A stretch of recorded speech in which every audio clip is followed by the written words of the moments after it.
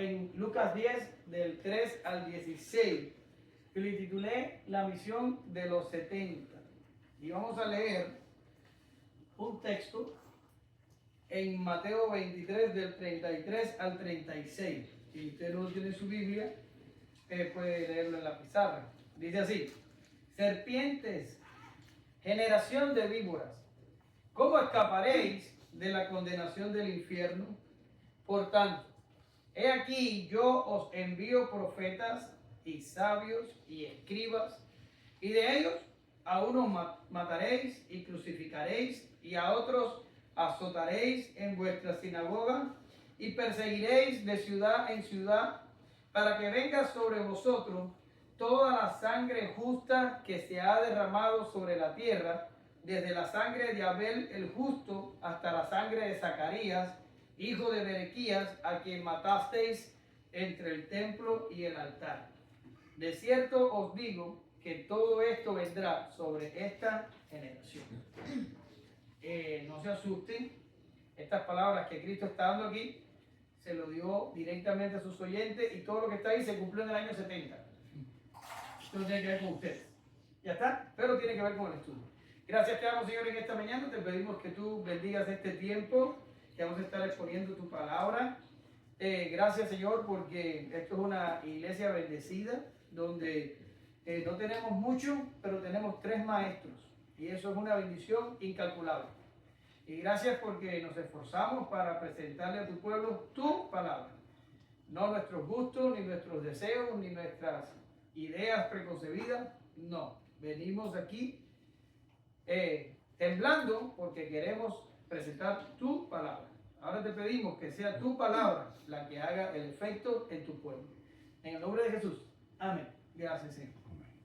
En nuestro último encuentro hablamos de cómo Jesús envió a predicar a estos 70 por las aldeas vecinas.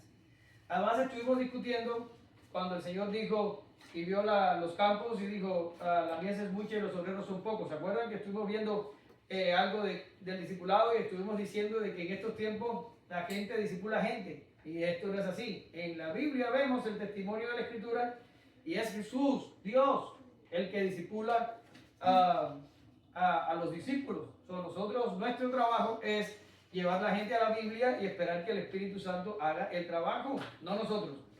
De esta manera establecemos el carácter sobrenatural del Evangelio y la salvación, pero el tema no está terminado. Vamos a estar hablando hoy todavía de los 70, vamos a hablar de su misión, y la clase que viene, o sea, la que viene de Martín, en 15 días.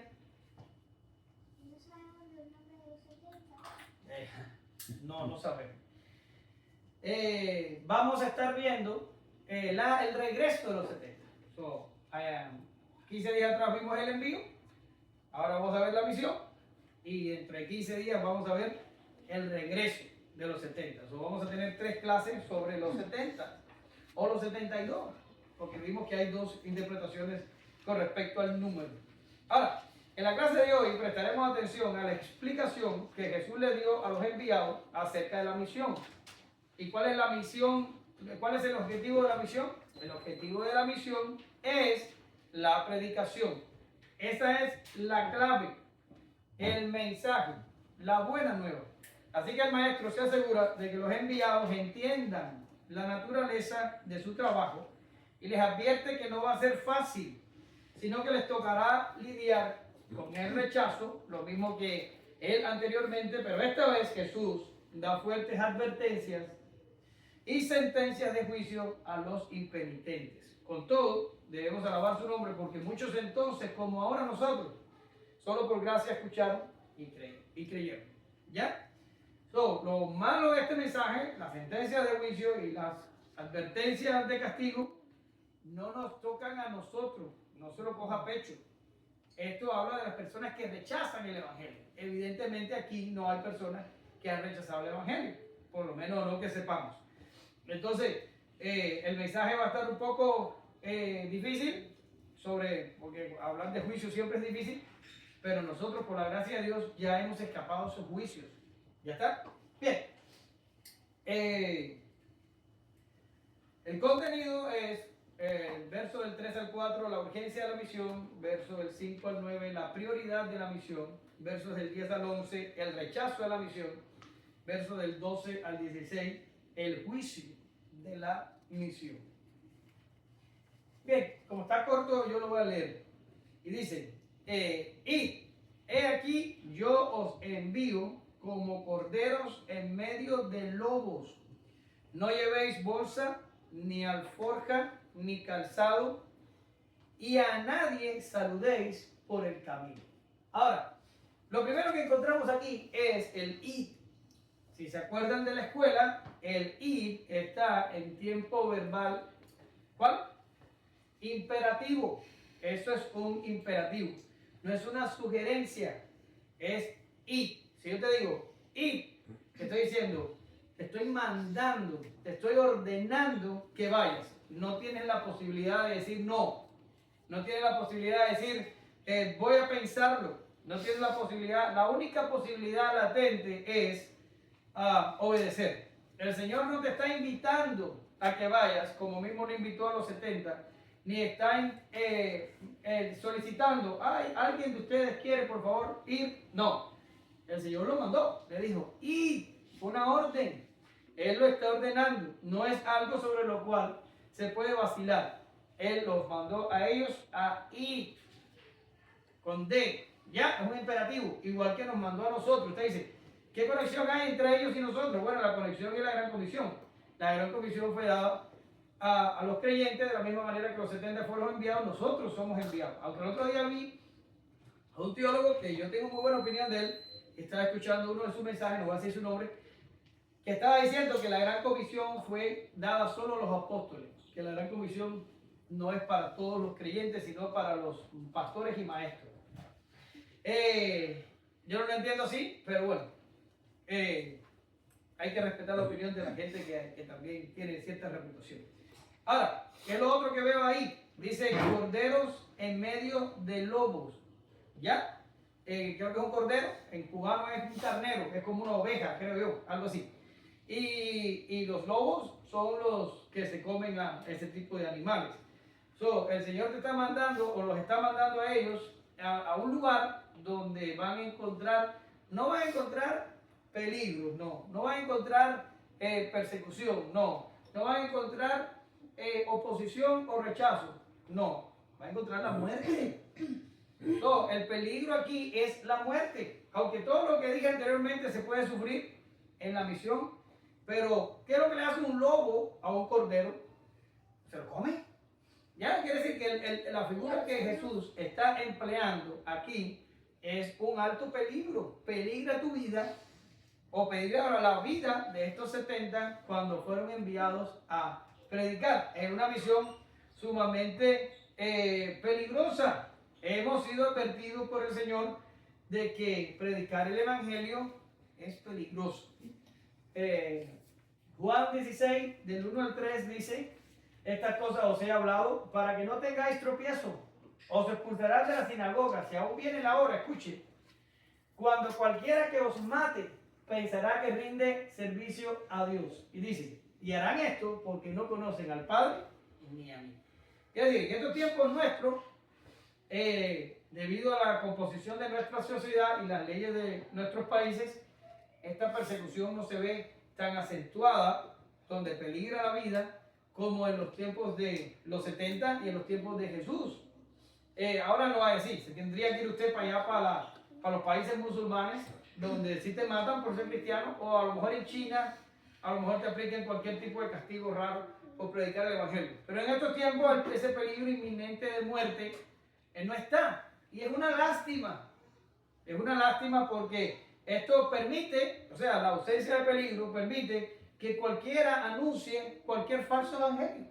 Y por eso hay tantos predicadores y tantos locos por ahí haciendo denominaciones y iglesias y no pasa nada. Lo que hacen es prosperar. ¿Por qué razón? Porque no hay persecución, porque no hay muerte. Si hubiera muerte, la gente se lo pensara 2 veces para salir a predicar.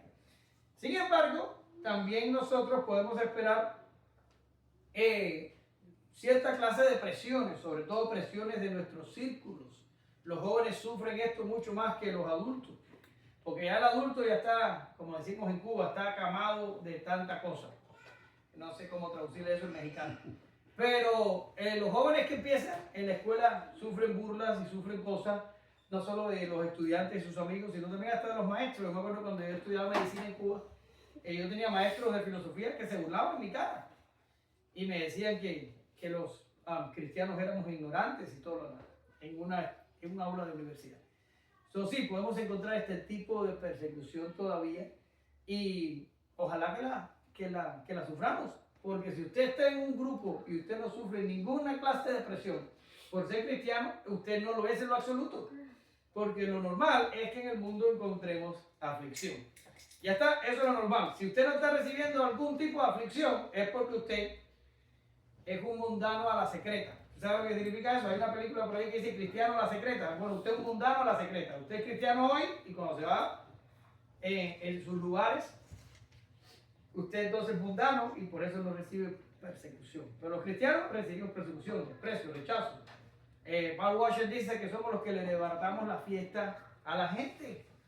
La gente está haciendo sus pecados y riéndose de su vida malsana y nosotros llegamos y le rompemos la fiesta. Y le recordamos que por practicar esa vida el Señor los va a castigar. Ya, ahora, vámonos a no llevéis, no saludéis. Aquí el Señor, y déjame regresar un poco y leerles de nuevo, dice, dice, no llevéis bolsa, ni alforja, ni calzado, y a nadie saludéis por el camino. Bien, hay algunos comentaristas que ven en esto como que nosotros tenemos que despojarnos de toda riqueza. Para mí eso es una mala interpretación del pasaje. En mi opinión, lo que está hablando aquí es, por un lado, está hablando de la inmediatez de la misión. Quiere decir, era urgente predicar, los 70, predicar el mensaje. ¿Por qué? Porque Jesús se estaba dirigiendo a Jerusalén, ¿se acuerdan? Después de la transfiguración es la que mueve el switch para decir regreso de Jesús a Jerusalén, sacrificio y partida. Ya está, pues el tiempo ya se cortó y la misión es urgente, la necesidad es inmediata.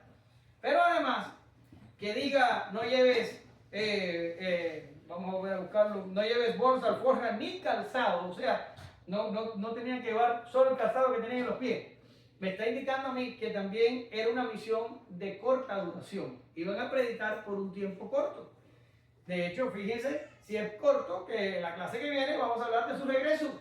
Es decir, ellos no fueron a predicar como, por ejemplo, en el libro de los Hechos, cuando empieza la persecución en la iglesia de Jerusalén, los cristianos se dispersan. Y cuando se dispersan fueron a dar a lugares tan lejanos como Roma y como muchos lugares del imperio y jamás regresaron hacia atrás. Bueno, estos se fueron para no regresar. Pero estos iban a hacer una misión corta, de corta duración pero urgente. Y el Señor le dijo, no se preocupen por agarrar dinero, no se preocupen por agarrar sustento, no, ni siquiera lleven zapato extra. Esto tiene que ser urgente y, ¿cómo se llama? Y el tiempo es corto. Eso es lo que yo interpreto de ese pasaje. No tiene nada que ver con la pobreza, ni con el voto de pobreza, ni con nada de eso. Y ahora, dice una cosa interesante y dice, a nadie saludéis por el camino. ¿Qué significa eso? Que si te pasa en alguien te diga, hey, y yo, vamos a saludar, voy para allá. No necesariamente. Yo creo que se refiere a que a lo mejor se estaba refiriendo el Señor a las distracciones. ¿Y cuáles distracciones se pudiera estar hablando aquí? Bueno, imagínese, usted vivía, vamos a suponer que vivía en Galilea, en alguna ciudad de Galilea, vamos a poner Capernaum, y el Señor te envía, ¡rum!, allá. Y tú vas a Naín, que hacía meses que no ibas a Naín, pero vas a predicar el Evangelio, el Señor te está enviando a predicar el Evangelio. Pero tú dices, ay, me acordé que tengo una tía en Naín. Voy a llegar a ver cómo está mi tía y cómo le ha ido. Y después la tía te hace la comida y después te quedas ahí. Y el tiempo que tenías que estar predicando, estás visitando una tía. El Señor te está mandando a eso. El Señor te está mandando directo. Estoy hablando de los 70, ¿ok? Directo a predicar. Y yo creo que eso es lo que significa en el pasaje, a nadie saludéis por el camino. No es que no le digas, shalom, así saludaban ellos, shalom, paz. No es eso, por favor. Se está refiriendo a no distraerte demasiado, a no encontrarte con un comerciante, ¿qué estás vendiendo? Dime, Oh, están buenas las lámparas esas de aceite y no sé qué. ¿Cuánto valen? Oye, haz una rebaja ahí. Ustedes los mexicanos siempre piden rebaja. Bien, no. El Señor te está diciendo, ve, no pierdas el tiempo. El tiempo es demasiado corto y lo que necesito es que vayas y prediques, no te distraigas. Y eso fue para los 70. Ahora voy a bajarlo un poquito nosotros. Y las distracciones son un problema para nosotros. Son un problema hoy. ¿Por qué? Mírenlo aquí. Miren la distracción peor que tiene un hogar en esta vida. El televisor. Aquí empleamos más tiempo nosotros que el tiempo que leemos la escritura. Con razón no sabemos nada. En el teléfono nos la pasamos. Se va a hacer un daño en el codo en unos años y vamos a tener los codos fastidiados porque es así el día entero. Así. Viendo tonterías. Todavía dicen, hermano, no, yo lo que hago es ver mensajes en YouTube. Ah, bueno, ojalá vean mensajes en YouTube. Y ojalá estés viendo, cuando haces así, te saca para el watch, y después te saca subir Michelin, y después te saca McCarthy, y después te saca Sprout. Pero a veces no es eso. A veces un elefante rosado caminando por la calle, un muchachito riéndose, y tú pasando y perdiendo el tiempo. Distracciones. ¿Y por qué no ahora? Porque no tengo tiempo. En serio, dice ¿cómo se llama? John Piper, que el Señor inventó las redes sociales para demostrarnos que sí tenemos tiempo. Porque siempre la queja es, no tengo tiempo. Ese te pasa en las redes sociales perdiendo el tiempo. Y tenemos que tratar o trabajar con nuestras distracciones. Todos tenemos distracciones. Todos tenemos distracciones. Y tenemos que, no quiero que las quite, porque no quiero que usted sea un excluido de la sociedad. Pero que las controlen un poco, que las controlen. Y que le den un poquito de importancia a la familia, a las esposas, a los hijos, a la yarda, a las paredes de la casa. ¿Por qué es ahí? La prioridad de la misión. Ella. No me digas que se fue. Sí. Martín, por favor, espérate, que ahora no hay micrófono. ¿Esta se llevó el micrófono? ¿Está ahí? Dáselo, corre antes que venga. Por favor, Martín. En cualquier casa donde entréis, primeramente decid, pase a esta casa. Y si hubiere allí algún hijo de paz, vuestra paz reposará sobre él. Y si no, se volverá a vosotros. Y posad en aquella misma casa, comiendo y bebiendo lo que os den, porque el obrero es digno de su salario. No os paséis de casa en casa. En cualquier ciudad donde entréis y os reciban, comed lo que os pongan delante, y sanad a los enfermos que en ella haya, y decirles, se ha acercado a vosotros el reino de Dios. Muy bien, gracias. Paz sea a esta casa. Eso es el saludo que el Señor les manda, que en realidad era el saludo que tenían los israelitas o los judíos cuando llegaban a una casa. Y ya que me acabo de dar cuenta de esto, les voy a decir algo. En nuestros mensajes, o sea, los míos, cuando muchas veces hablo, yo uso indistintamente la palabra judío, israelita. Sin embargo, no es lo mismo ser israelita que judío. Pero para no volvernos locos con distinciones, si yo digo judíos o israelitas, ya ustedes saben que es los descendientes de Abraham, genéticamente hablando, ¿ya? Aunque hay diferencias y distinciones ahí. Pero vamos a venir aquí. Ellos saludaban cuando llegaban a una casa, decían, la paz sea sobre esta casa. O sea, no sobre la casa, el inmueble, sino sobre los que habitaban la casa. Y aquí Jesús se apega a las tradiciones y mantiene el mismo saludo. Sin embargo, Él le da una explicación muy interesante al saludo. Y Él dice, cuando ustedes lleguen a la casa y ustedes digan, paz a esta casa, si hay hijos de paz en ella, la paz va a reposar sobre ellos. Pero si no hay hijos de paz en la casa, entonces la paz se va a regresar a ustedes. Y tú te quedas así, tú dices, wow, ¿qué está diciendo aquí? ¿A qué se está refiriendo? Yo estuve leyendo un poco y las explicaciones que leí no me satisfacieron, no llegaron mi mente no llegó a aceptarlas, y lo que hice fue de tratar de yo darle una explicación a lo que probablemente Jesús está diciendo aquí, con la paz yendo, con la paz quedándose o con la paz regresándose. Y les voy a decir qué creo yo. Bien, lo que creo es que esto está relacionado con la oración sacerdotal que pronunciaban los sacerdotes del Antiguo Testamento sobre Israel. Y está en número 6 del 23 al 26. Mírenlo ahí. Y dice así. Habla Aarón y a sus hijos y diles, así bendeciréis a los hijos de Israel diciéndole, oiga la bendición, dice, Jehová te bendiga y te guarde, Jehová haga resplandecer su rostro sobre ti y tenga de ti misericordia, Jehová alce sobre ti su rostro y ponga en ti paz. Y el verso siguiente dice, y cuando hagas esta bendición sobre ellos, yo los bendeciré. Ahora, aquí mis estudiantes de hermenéutica deberían reconocer una figura del lenguaje. ¿Cuál es? El paralelismo. ¿Ya? Ahora, determinar qué tipo de paralelismo hay ahí es complicado porque cuando yo hice mi exégesis, yo creo todavía hoy que hay un paralelismo sintético, pero ya después encontré en la bibliografía algunos muy respetados diciendo que hay un paralelismo sinónimo. Pero yo lo voy a dejar con sintético, aunque si ponemos sinónimo no cambia la interpretación que voy a dar del pasaje. Ahora, ¿qué quiere decir porque sea un paralelismo sintético? Que hay una gradación, hay un ascenso, una cúspide en la progresión de la bendición sacerdotal. Empieza diciendo, Jehová te bendiga y te guarde. Eso es lo primero. ¿Y con qué parte de Dios? Dios se ocupa de guardarnos y de bendecirnos con la providencia de Dios. Pero después dice, haga resplandecer tu rostro sobre ti y tenga de ti misericordia. Ya ahí se está refiriendo a una cosa más elevada que el solo cuidarnos corporalmente hablando. Ahí en mi opinión ya se está refiriendo a salvarnos porque está teniendo de nosotros misericordia. O sea, ahorita vamos a ver que Él tiene misericordia de quien Él quiere tener misericordia. Bueno, aquí el sacerdote te está diciendo que el Señor alce sobre ti, como dice, que el Señor haga resplandecer su rostro sobre ti y tenga de ti misericordia. Ya subió. Empezó por lo terrenal y ahora está en la salvación. Y después diga, y dice, y Jehová alce sobre ti su rostro y ponga en ti paz. ¿Y qué es lo que significa esto?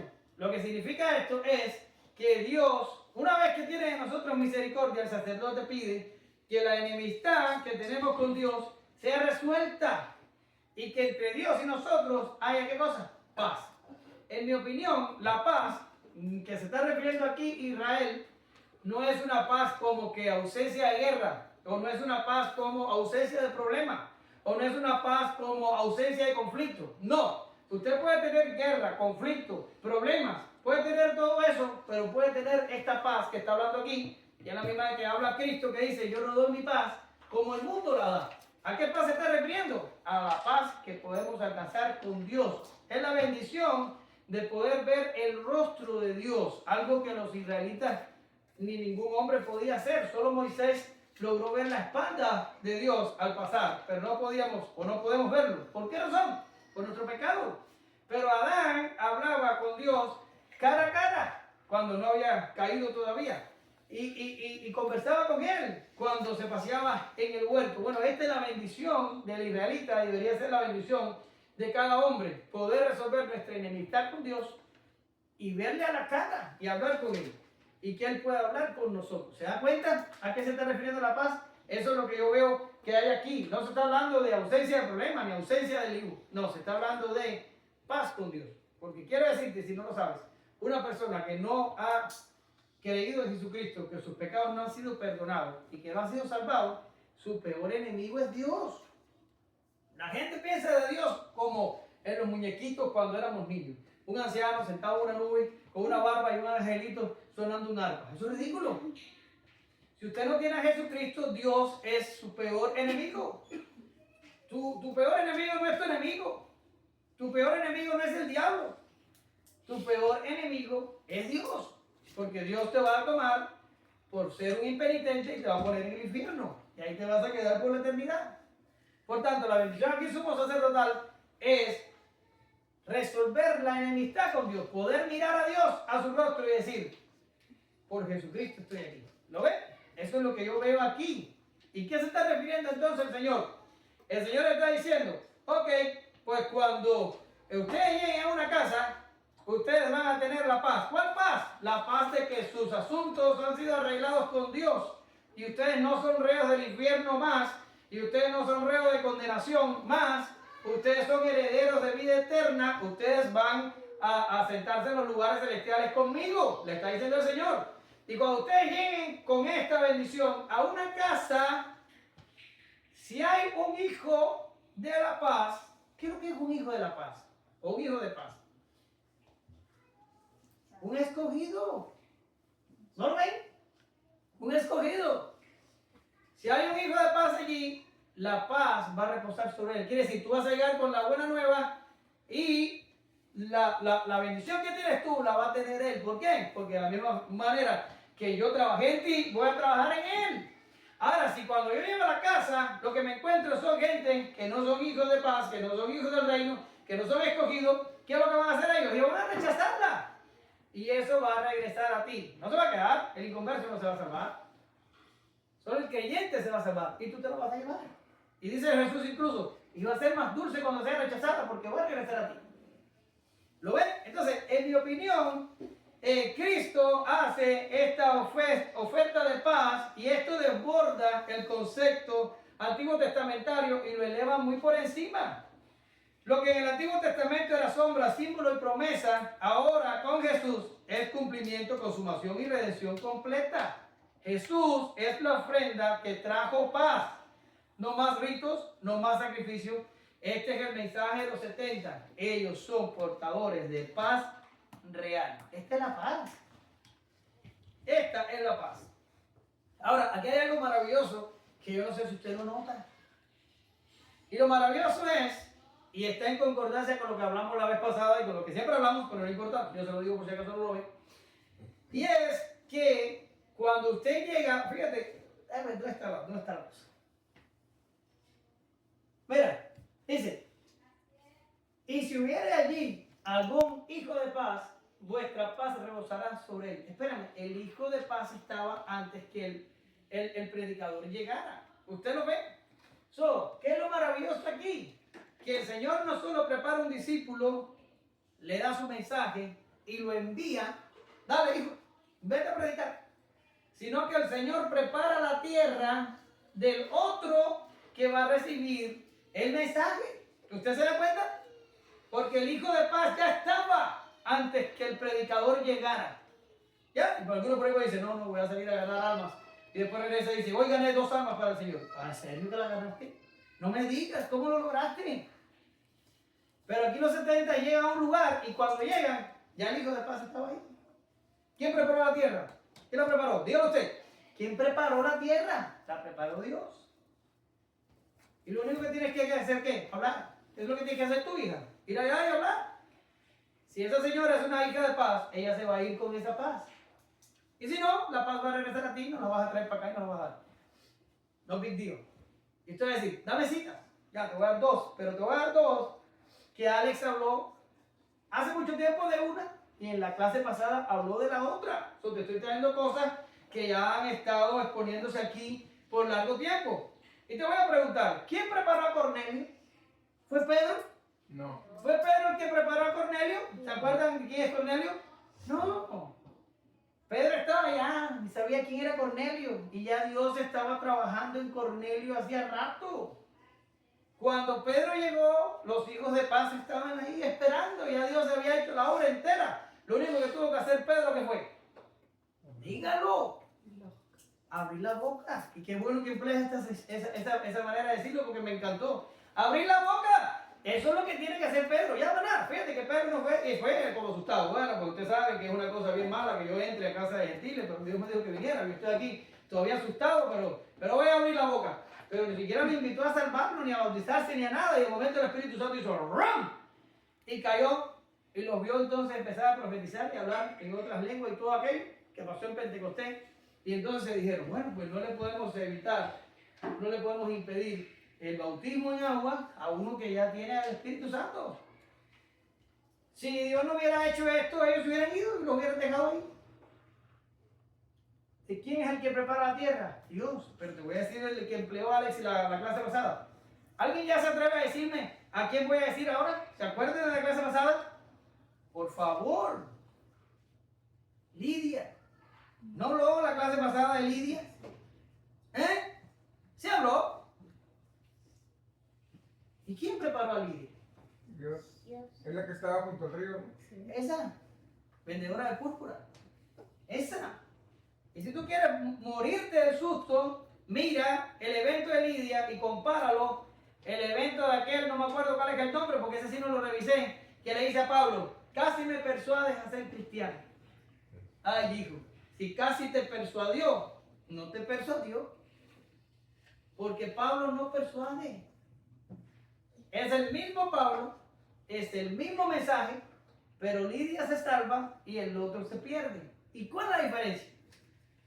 Que no eres Lo dijo Alex. No, la diferencia está ahí en el texto. Lo dijo Alex la clase pasada. El Espíritu Santo abrió el corazón para que Lidia estuviera atenta a lo que Pablo decía. Incluso Alex dijo, wow, sí, lo abrió. Es impresionante. Y es impresionante. No hay gloria para nosotros. No la hay. Es la gloria de Dios. Es la obra divina de principio a fin. ¿Quién te discipula? Dios. ¿Quién te envía? Dios. ¿Quién te da su mensaje? Dios. ¿Y quién prepara la tierra? Dios. Dios. Maravilloso. Es maravilloso. ¿Y quién da la salvación? Dios. Mira, ya te respondió eso. Explícale ahí. Bien. Comiendo y bebiendo lo que os den. Ahora, para Jesús la misión es vital. El llamado que hace es urgente y el tiempo para ejecutarlo es corto. Pero nuestro Señor es tan gentil y tan amante que Él también se preocupa por los obreros que manda. No es como que le dice, vaya y arréglenselas como puedan. No, no hace eso. Él establece principios para que sus obreros estén bien. O sea, Él está consciente del peligro, Él está consciente de los retos, Él está consciente del rechazo, pero hasta donde Jesús puede, humanamente hablando, establece principios para que sus obreros al menos tengan el sostenimiento. Y Él les dice, cuando entren a una casa, ustedes coman lo que les brinden en la casa. Y ustedes tomen lo que les den en la casa. Aquí la Biblia te está diciendo, cuando llegues a una casa, no te pongas insoportable, no te pongas a hacer peticiones, a volver loco a la gente. Come lo que se te dé. Y ya, y di gracias. Toma lo que se te dé, a no ser que te den tequila. Ya está. Toma lo que se te dé. ¿Y qué está estableciendo Jesús aquí? Jesús está estableciendo aquí que el mantenimiento de los predicadores y maestros es responsabilidad de los que reciben el mensaje. Miren lo que dice el texto. 1 Corintios 9:11. Si nosotros sembramos entre vosotros lo espiritual, es gran cosa si segáramos de vosotros lo material. Es responsabilidad de las iglesias sostener a sus pastores y maestros. Es responsabilidad de la iglesia. Y le puse dos textos más, por si usted no lo cree. Romanos 15:27 y 1 Timoteo 5:18. Hay más, yo solo les traje 3. Y como esto se entiende, y yo creo que nadie tiene problema con eso, yo voy a pasar entonces a lo próximo. Pero es responsabilidad de la iglesia. Esa es la responsabilidad. Ahora voy. No os paséis de casa en casa. Qué interesante está eso. ¿Ya? Qué interesante está eso. ¿Qué significa eso? Significa, donde estés, quédate. Quédate. El mensaje del reino no está en el mercado. Yo no lo pongo en venta y veo, a ver, ¿quién me da más? ¿Quién me da? A ver, Martín, ¿cuánto me das por ir a tu casa? 100. ¿Y tú, Abraham, cuánto me das? 150. Me fui con Abraham. No. No es así. El Señor dice, a la casa que entres, quédate. No importa que después te encuentres con otro y digas, mira, este está pobre y fastidiado. Vente conmigo, que conmigo vas a estar mejor. El Señor te dice, no. Donde entraste, ahí quédate. Y lo que te den en la mesa, cómetelo. Y lo que te den para tomar, tómatelo. ¿Y qué vas a hacer después de eso? Agradecer. Y en mi opinión, la orientación de Jesús aquí es una advertencia contra la ingratitud. Primeramente, está diciendo, sé agradecido. Te están dando algo, sé agradecido. Y lo segundo es una advertencia contra el deseo de sacar partida de una obra tan sublime y tan divina como lo es la predicación del Evangelio. Te acabo de decir que la obra es divina. Qué cosa tan terrible para un predicador del Evangelio sacarle plata a esto. Y ahora usted me va a decir, hermano, pero espérate, te estás contradiciendo porque hace un rato me dijiste que deben ser sostenidos. Sí, sostenidos. Pero hay gente que lucra. Lucra. No es que lucra, porque todavía si la gente voluntariamente lo diera, tú dices, bueno, me lo dieron, pues ¿qué culpa tengo yo? No, es que se lo sacan del bolsillo, ¿verdad? ¿Cuántos pactan 1000? ¿Cuántos pactan 10,000? ¿Cuántos? Venga y dé. Y pacte con Dios, ¿verdad que les dicen así? ¿Sí le dicen así? Los cultos de iglesias por ahí, algunas iglesias son una ignominia. 20 minutos manipulando la congregación para que dé dinero. ¿En serio? 20 minutos. Entonces, ¿qué es sostenido? Sostenido es una cosa y lucrar es otra. Sostenido es darle lo que necesita para su sostenimiento y lucrar es hacerse rico en el proceso. Pero no solo eso, el sostenido recibe lo que le da la casa. El que lucra te saca del bolsillo con engaños y manipulaciones las cosas. La Biblia dice, hacen mercadería de vosotros. Así es como dice. ¿Lo entiendes? Ahora, yo no voy a estar aquí mucho porque no es mi intención. Pero escuche esto, los oráculos más temibles de la Escritura están sobre aquellos que solo buscan enriquecerse con el Evangelio. Si usted no me lo cree, vaya por allá por Timoteo y una de las cartas que habla de eso y una de las cartas de Pedro, creo que es segunda de Pedro, habla durísimo contra los que se enriquecen con el Evangelio. ¿Ya? Esto no es para lucrar, esto no es para sacarle plata. Y el Señor se lo dejó dicho a los 70. Entonces vayan y lo que te den, coge. Pero ya, te quedas donde está, no estés cambiando de casa en casa, no estés tratando de sacarle partida a la gente. Porque la obra es mía, la gente es mía, tú eres mío, el mensaje es mío y todo es mío. No es para que tú te enriquezcas en el proceso y le saques ventaja.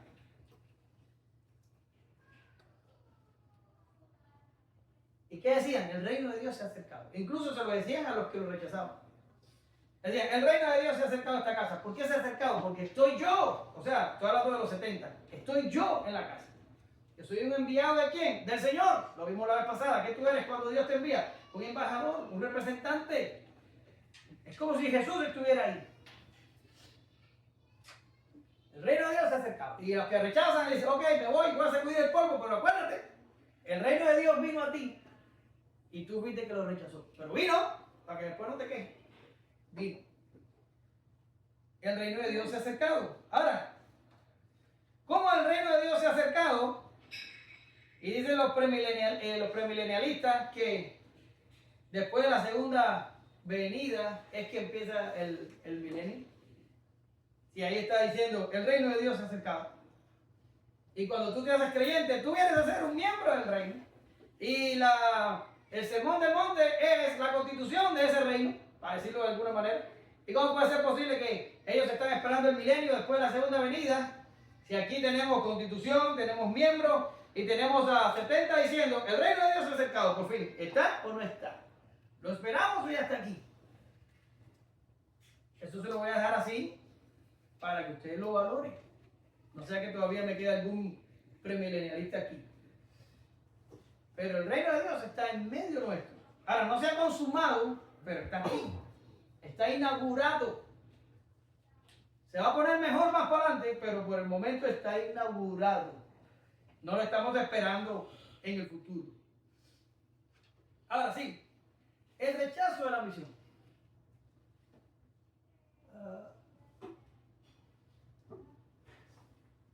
Martín, tú tienes el aparatico, ¿no? Alex. ¿Dónde estabas?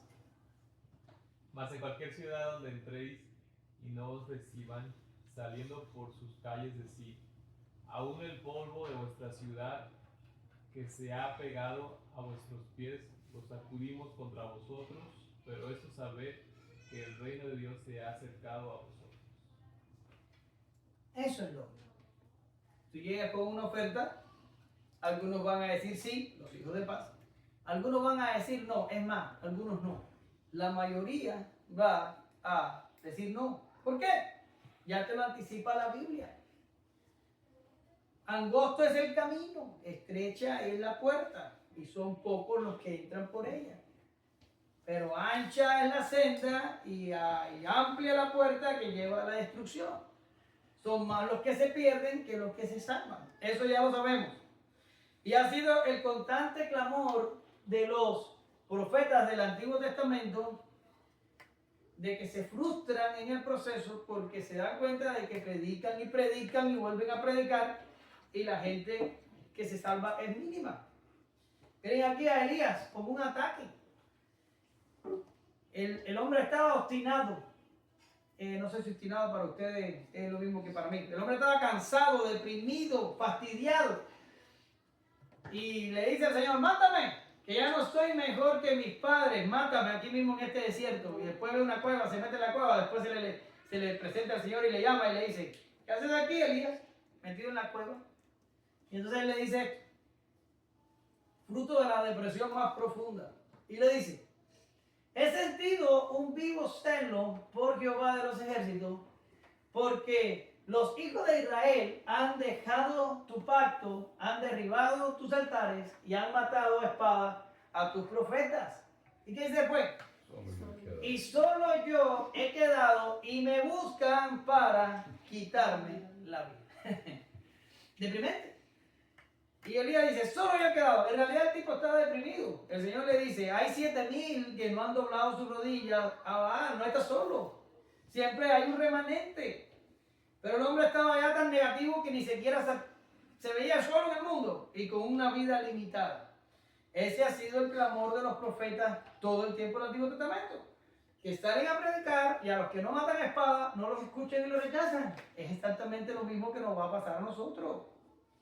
Usted quiere que le acepte su mensaje, llega ofreciendo prosperidad y sanidades y cosas a montones, y el Señor te va a prosperar y te va a dar un Mercedes y te va a dar un trabajo y te va a hacer y tú sabes que te van a querer. Pero llega diciendo: tienes que arrepentirte de tus pecados y tienes que vivir en santidad y tienes que renunciar a tu vida y tienes que morir con Cristo, y te van a decir: mira que la puerta te espera, adiós. Que tengo un amigo mío en el trabajo que me escribe un día un texto y me dice: mi novia me está preguntando esta duda, ¿es fulano un buen predicador? Y yo le pongo: no, es un hereje. Y cuando le va a escribir a la novia, se equivoca y me manda el mensaje a mí y dice: tengo un amigo extremista bautista que dice que fulano y tal es un hereje, y me lo escribió a mí y le puse para atrás: oye, ¿eso es lo que piensas de mí? Y así me enteré que él me tenía como un extremista bautista. Así nos van a tener cuando predicamos el verdadero evangelio, como un extremista, como un radical, como un loco. Y nos van a enseñar la puerta. ¿Ven lo que dice Isaías? Aunque realmente aquí hay una trampilla, y es que esto es mesiánico ahí. Pero bueno, Isaías también pasó por lo mismo. Y dice: ¿quién ha creído a nuestro anuncio y sobre quién se ha manifestado el brazo de Jehová? Quiere decir, ellos lo sufrieron. Y los apóstoles después de Cristo lo sufrieron. De hecho, muchos murieron. Yo creo que Juan fue el único que se escapó. Y nosotros lo sufrimos, y en el pasado otros lo han sufrido, porque la gente continuamente rechaza el mensaje. Tú le dices: oye, presta atención, te rechaza. Presta atención, te rechaza. Y dice Jesús a los 70: okay, ven y predica. Pero si te rechazan, no le caigas a la gente ahí como una... No hagas eso. En otro lugar diría: no le eches tus perlas a los puercos. Te dicen que no, ¿qué tú vas a hacer? Insistir ahí, no, ya tú sembraste la palabra, se acabó. No te conviertas en un piojo ahí picando el cráneo y picando, no. ¿Qué se va? Pero Jesús dice: Cuando llegues a la puerta de la ciudad, sacúdete las sandalias y di, aún el polvo que se pega en nuestras sandalias, lo sacudimos contra ustedes. ¿Qué se refiere? ¿Que vas a empezar a hacer eso? Vas al trabajo, alguien te predica, espérame que me voy a sacar los zapatos porque me rechazaste y voy a sacudirme los zapatos. No, no haga eso. Y ya esto lo expliqué yo cuando los 12 fueron enviados. No sé si ustedes se acuerdan, pero si no se acordaban de lo de Alex, a lo mejor no se acuerdan de lo mío, pues lo voy a explicar. ¿Qué significa sacudir el calzado, el polvo del calzado?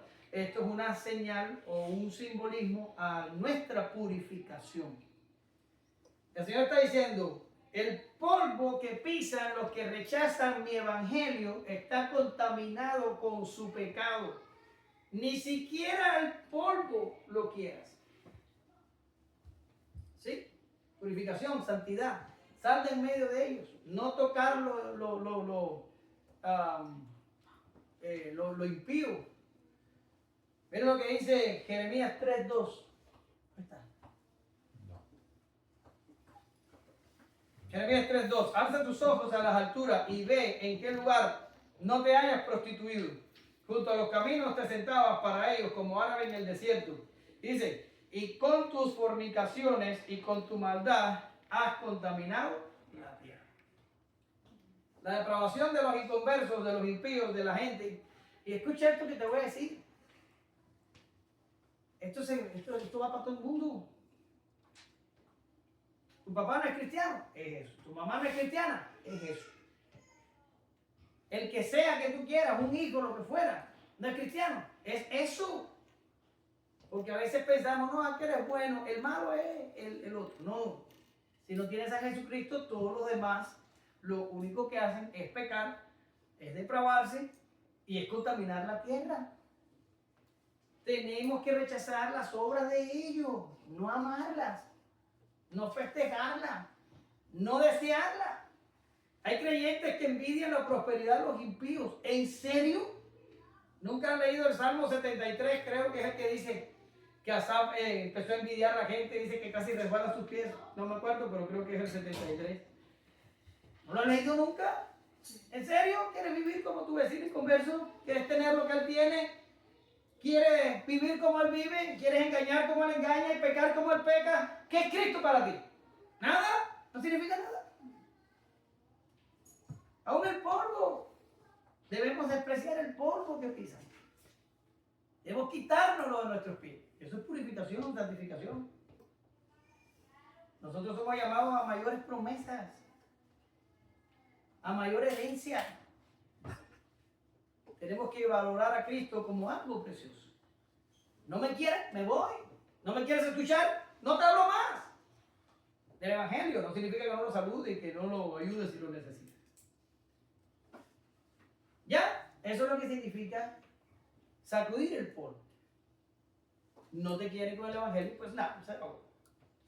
El juicio de la misión. Échale. Te voy a dar una oportunidad solo porque soy tu padre. Dale. El micrófono, mira, búscalo.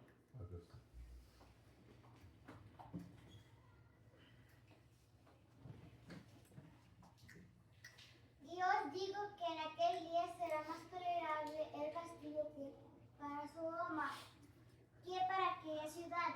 Ay de ti, Corazín.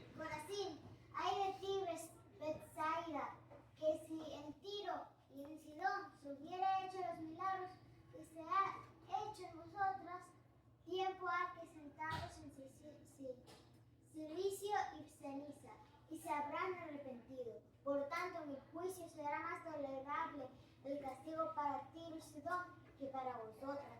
Y tú, Capernaum, que hasta los cielos eras levantado, hasta los aves serás abatido. El que a vosotros oye, a mí me oye. El que vosotros desecha, a mí me desecha. Y al que me desecha a mí, desecha al que me envió. Terrible. Terrible. Todo esto se cumplió en el año 70 después de Cristo. Pero el Señor dice, hay de ti Corazín, hay de ti Betsaida. Él tenía discípulos que habían nacido en Betsaida. Y le está diciendo, en el En el tiempo del juicio, el castigo contra Sodoma va a ser menor, va a ser más tolerable. Los habitantes de Sodoma van a pasar mejor la eternidad que lo que la van a pasar ustedes. ¿En serio? ¿Están conscientes de lo que pasaba en Sodoma? ¿Saben lo que pasaba en Sodoma? Fíjense, si la gente de Sodoma era pecador, que dice la Biblia que el pecado de ellos llegó al cielo y molestó a Dios. Era tanto que Dios dijo, no hombre, no puede ser. La gente que tiene, ¿qué les pasa? Y Dios ni siquiera se tomó el tiempo de decir, voy a mandar a alguien que le predique. No, fuego, ¡rum! Se acabó. Fíjate hasta cuánto colmaron esta gente la paciencia de Dios, que Dios dijo, fuego, ¡rum! Se acabó. Fuego. Y aquí está Jesús diciendo, los que rechazan a los 70, los que rechazan a los 12, que es lo mismo que me rechazan a mí, y que es lo mismo que rechazan a mi Padre, en el día del juicio van a tener peor castigo que la ciudad de Sodoma. ¿En serio?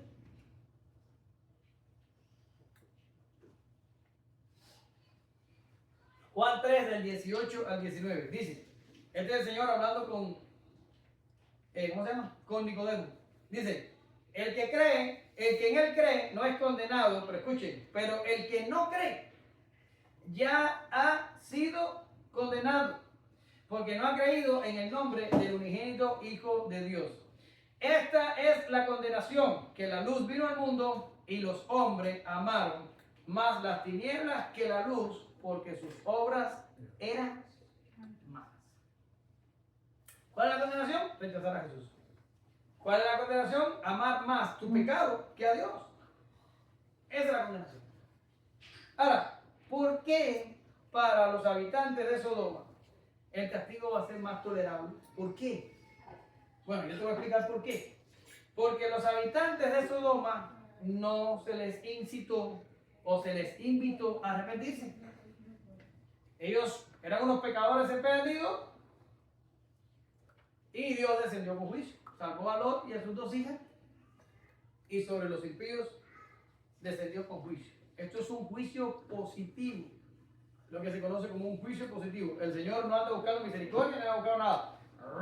Viene con juicio y castiga a los impenitentes. Es lo mismo que el diluvio. Hay algunos por ahí que dicen que Noé se pasó predicando 120 años. No, se pasó predicando 120 años. Él se pasó 120 años haciendo un arca. Pues si andaba por ahí predicando en campañas evangelísticas, entonces ¿cómo construyó el barco? Él se pasó 120 años construyendo un barco. Y dice Pedro que Noé era un ¿qué? ¿Sabe? Pregonero de justicia. ¿Y qué es lo que es un pregonero de justicia? Un predicador de juicio. ¿Cómo? Construye el barco. Pum, pum, pum. Y viene el luz. Noé, ¿qué estás haciendo? Un barco. Un barco, no me digas. ¿Y eso? No, porque Dios va a destruir todo. Y me dijo que hiciera un barco para los animales y para mi familia, que somos 8. No me digas. ¿Y cómo va a venir agua? No va a llover. ¿Llover de dónde? ¿Del cielo va a caer agua? Sí, va a caer agua. ¿En serio? ¿Y se va a llenar tanto así que todos nos vamos a mojar? Sí. Sí. Pregonero de justicia. Pregonero de justicia. ¿Ya sabe cómo funciona esto? Si usted hubiera tenido fe en el tiempo del diluvio y no era la familia de Noé, usted ve que hay la primera gota de agua, porque en ese tiempo no llovía. ¿Cuál es la reacción inteligente? ¿Cuál es? ¿Qué hubiera hecho usted? Ir para el arca y aunque sea montarme así como se montan la gente en los toros, en la copa del arca, allá arriba me monto yo si no me abre la puerta. Pero va para el arca. Pero no hay registro bíblico de que la gente haya tratado de meterse en el arca. ¿Por qué? Porque no creían. Tenían el agua aquí y dijeron, vamos a subirnos un monte alto, que no va a llover, este no es un mentiroso que va. Y cuando estaban aquí, no, vamos a otro más alto. Se murieron todos. Dice Jesús que no creyeron hasta que vino el diluvio y se los llevó a todos. ¿Tú sabes dónde esa gente creyó? Yo te voy a decir dónde. ¿Tú sabes dónde? No, en el trono de Dios. Cuando se murieron y se presentaron delante de Dios, dice, ¿ya dónde estoy? Era verdad lo que decía Noé, pero no puede ser. Ahí se convirtieron esa gente. Tarde. Ahora, vuelvo atrás, porque me fui. Juicio positivo. El Señor baja con Sodoma, pero no le da posibilidad de arrepentimiento. Al mundo prediluviano no hay posibilidad para arrepentimiento. Pero a Corazín, a Bethsaida y a Capernaum, anda. El Señor se pasó 1 año y pico enseñando, sanando, libertando, resucitando, calmando tempestades, multiplicando panes y peces, perdonando pecados, reprendiendo a hipócritas. ¿En serio? ¿Por qué va a ser peor el castigo? Porque esa gente va a estar pagando, número 1, por sus pecados. Cada pecado va a pagarlo. Pero ¿tú sabes qué otra cosa va a pagar? El rechazo a arrepentirse. Va a pagar, lleva castigo. Rechazar el evangelio lleva castigo. Vas a pagar por tus pecados y van a pagar por su rechazo. Son 2 cosas por las cuales van a pagar. Por eso el castigo de Sodoma es más tolerable. Y el castigo de Capernaum, el Hijo de Dios caminó a ese carro. Los miró a los dos. Y ellos rechazaron. No que lo rechazaron, que en Nazaret quisieron matarlo. Bueno, terminaron matándolo después de Jerusalén. Ahora, más adelante vamos a hablar más de esto cuando hablamos de la parábola de los labradores malvados. Pero miren lo que dice, nada más se los leo y no se los explico, se los voy a explicar en Lucas 20. Dice, vendrá y destruirá a estos labradores y dará su viña a otros. Cuando ellos oyeron esto dijeron, Dios nos libre. Dice, todo el que cayere sobre esta piedra será quebrantado, mas el que sobre quien ella cayere le desmenuzará. La parábola que está diciendo que el señor de la viña mandó a varias personas, incluyendo su hijo, y a todos los mataron, no los quisieron. Y entonces, en su momento va a venir el juicio y va a destruir y desmenuzar a todos los que rechazaron a su hijo. Pero lo vamos a hablar después más adelante. Ahora, seguimos. El Señor emplea una frase, ay de ti, Corazín, ay de ti, Bethsaida.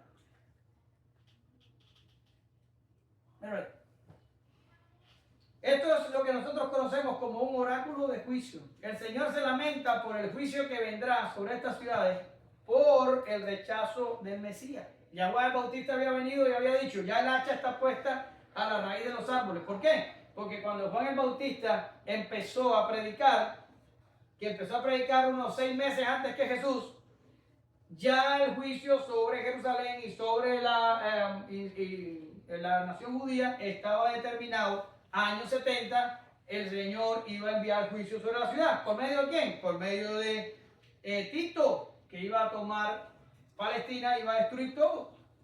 ¿Ya? Por eso el Señor dice, ¡ay de ti! Ya el tiempo de la misericordia había pasado. Ahora lo que quedaba era el juicio. Pero el Señor dice algo muy interesante.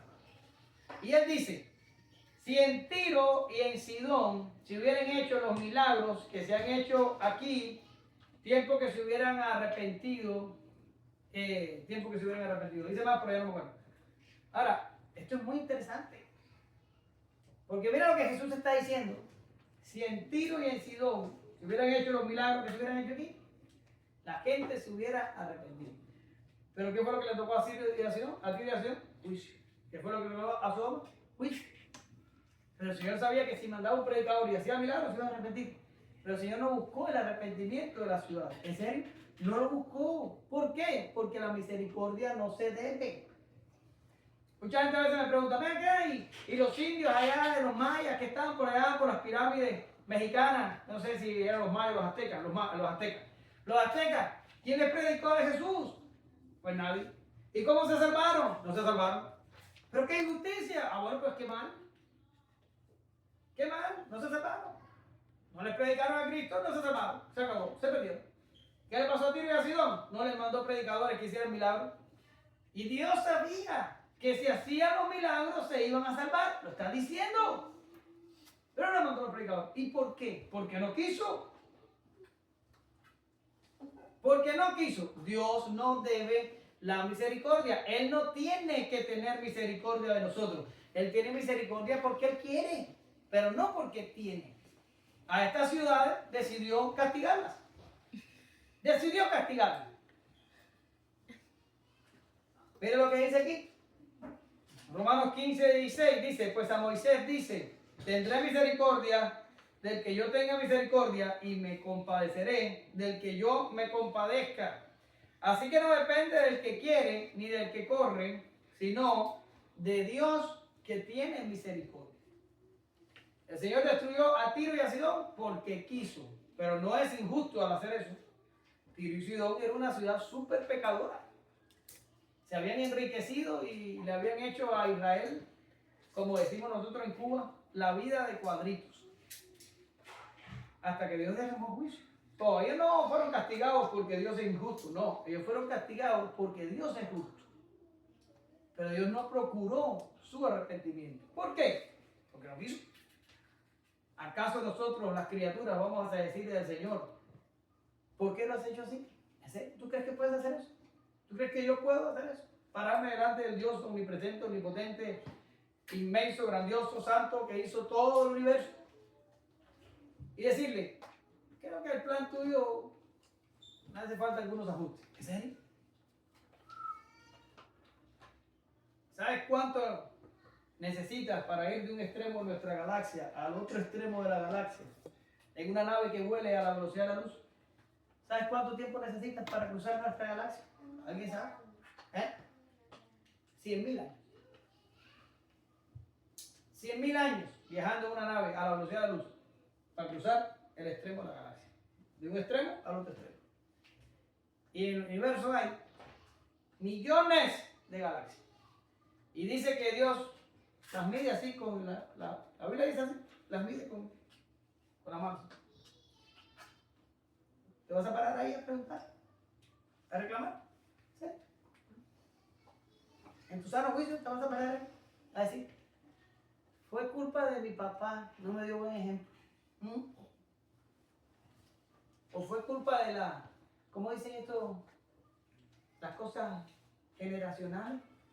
¿Cómo dicen? Las maldiciones generacionales. No, yo soy adúltero porque mi papá fue adúltero, porque mi abuelo fue adúltero, y mi bisabuelo, y todo el mundo fue adúltero. Yo nací adúltero y aquí estoy. Fue la sociedad que me echó a perder. No, yo nací. Iba a decir más cosas, pero no voy a decir. No, tú eres culpable de tu pecado. Te vas a parar a negociar con Dios el día del juicio. No, no vas a negociar. A no ser que tú te pares ahí con Cristo. Tú no vas a negociar. ¿Y ahora quién toca? ¿Alguien está tocando? El Señor no salvó a estas ciudades porque no quiso. Pero se pone peor. El Señor sabía, Sochi, que Corazín, Bethsaida, Capernaum iban a rechazar el evangelio, iban a rechazar. Y sin embargo hizo unos milagros. ¿Por qué? ¿No lo han pensado? Porque Él iba a cobrarle no solo los pecados a los impenitentes, sino que iba a declarar juicio sobre ellos por rechazar el mensaje. Desde el principio, Israel estaba tan apartado de la senda que Dios les había trazado que la predicación fue para unos pocos para comenzar la iglesia y los demás iban a recibir el juicio. Ese fue el mensaje del Bautista. El mensaje del Bautista es el juicio viene, ya está el hacha a la raíz de los árboles. El tiempo de la misericordia de Dios tiene caducidad. Dios llega el momento que se le terminó la paciencia. Y eso te lo digo a ti personalmente. A Dios se le acaba la paciencia. Hay un tiempo para hacer las cosas. Y después se acabó el tiempo. Y cuando el tiempo se acabó, ¿qué pasó? Se acabó. Si el tren se te va, no hay otro tren. A eso lo dice la crónica de Narnia. Que llega la niña al estero o al lugar donde estaba el agua y estaba el león y le dice, ¿puedo tomar del agua? Y el león le dice, ¿lo ha leído? Y el león le dice, sí. Dice, pero si me acerco me comerás. Y el león le dice, pues quién sabe. Y le dice, ¿has comido niños? Y dice, bueno, yo he comido niños, reyes, emperadores, he comido reinos enteros. Y dice, pues creo que me voy a buscar otro estero. Y el león le dice, no hay otro estero. O tomas agua aquí o te vas a morir de sed. Yo te lo digo. O tomas agua aquí. No estoy hablando de primera iglesia bautista. No. Cristo. Estoy hablando de Cristo. O tomas agua con Cristo o no hay agua. Lo que viene para ti es el juicio. Y por haberme oído, es más juicio. Es más juicio. Porque el Señor lo dice. El que a vosotros oye, a mí me oye. El que a vosotros recibe, a mí me recibe. Y recibe a mi Padre. Y el que a vosotros rechaza, a mí me rechaza. Y el que a mí me rechaza, rechaza al Padre. Y el Padre es el que hizo las galaxias que estábamos hablando 3 minutos atrás. ¿En serio?